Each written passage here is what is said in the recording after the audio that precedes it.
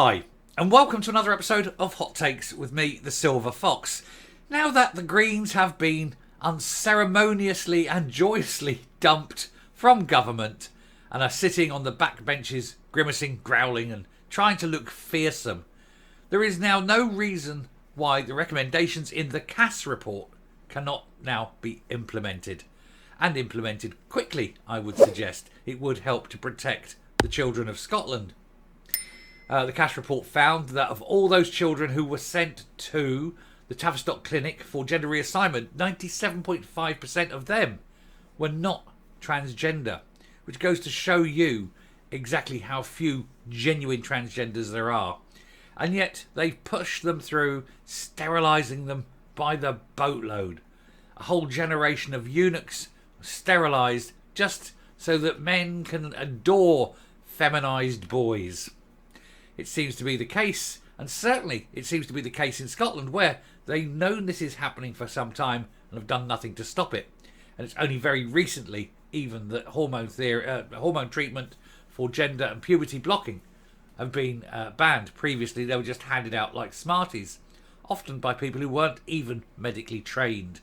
And so the Cass report must be taken seriously, must have its recommendations implemented, and the children of Scotland protected from interest groups and interested men. We'll take a look at this because the Tories are calling for it now. Megan Gallagher, who has fought this for some time, definitely on the side of the Angels, is saying that it needs to be brought in, and Swinney and his team need to get on with the job immediately. Let's take a look. So here we are. No excuse for the SNP not to implement the Cass review, as the Scottish Greens call it premature, and dismiss it as English. Oh yes, it's English, therefore we cannot have it because it's English. The same way that the banknotes are printed there and you won't accept them then, is it? Load of rubbish. And you think the children of Scotland are any different just because they're in Scotland and not English? This is the problem, isn't it? It's that hatred. It's that bred-in hatred for anything English. Oh, it's English, it must be banned. We can't do the same as the English. Look at the English as they protect their children. Not for us. We refuse to do what the English do. We're not going to protect our children. They are dangerous, aren't they? Dangerous Marxist extremists who have a fondness for children in the wrong sort of way, I suspect. The Scots Tories called on the Scottish Government to stop dithering and to implement all of Dr. Hilary Cass's recommendations after axing the Greens from government. And it is precisely that attitude of the Greens that sees why they deserve, of course, to be axed from government. The SNP government have been told it has no excuse not to implement the recommendations of the Cass review after axing the coalition with the Scottish Greens.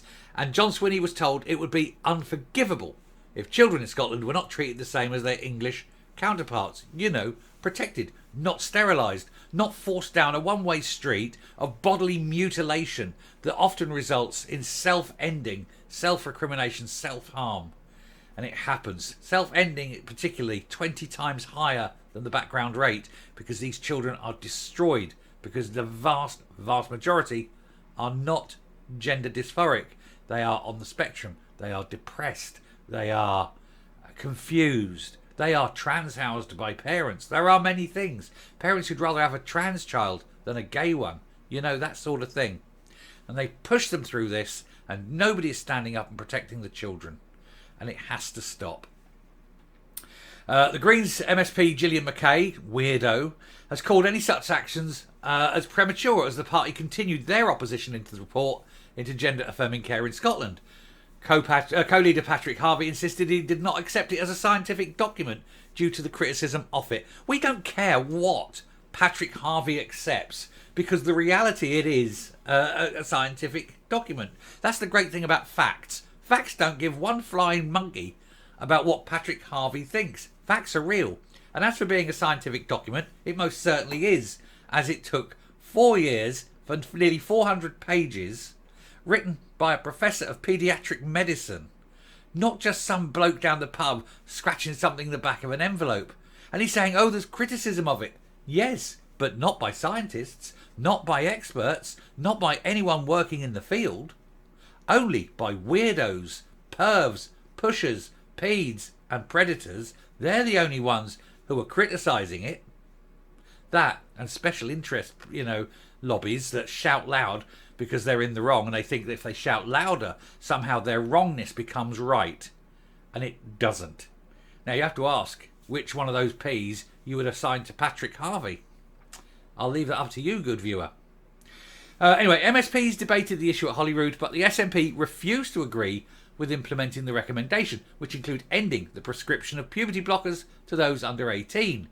This has been paused in Scotland until the review has been investigated by the Chief Medical Officer and a team of specialists, which won't be until the end of June.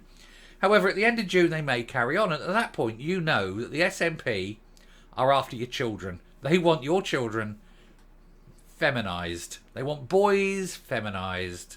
And you have to ask why. They want a whole generation of eunuchs so that they can't ever breed. And you have to ask why.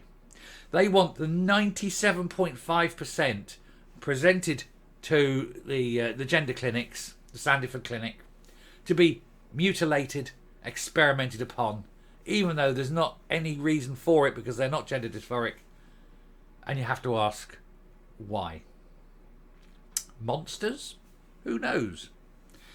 The Scottish Tories demanded that all 32 recommendations be implemented, but Public Health Minister Jenny Minto rebuffed this because of course she was. I don't want to protect the children of Scotland. I don't want them to receive psychiatric counselling before any of this happening. I don't want them to have psychological investigation in case they're not actually trans. I just want them shoved into the machine. Off with the ghoulies. Have some chemicals jabbed in your arm. Come out and pretend you're a girl. You never will be, but we can pretend. Only 99.7% of people won't, because they know full well that whatever you do, that boy, still a boy, always will be. Never going to be a girl. He's just a boy now with no balls. Still a boy. Still got a prostate. Oh, I'm a lady now. Well, lay down and let me finger your lady prostate. Deputy Leader of the party, Megan Gallagher, agreed with the CAS report and said this is an opportunity to reset the focus and prioritise young people who need this government's support.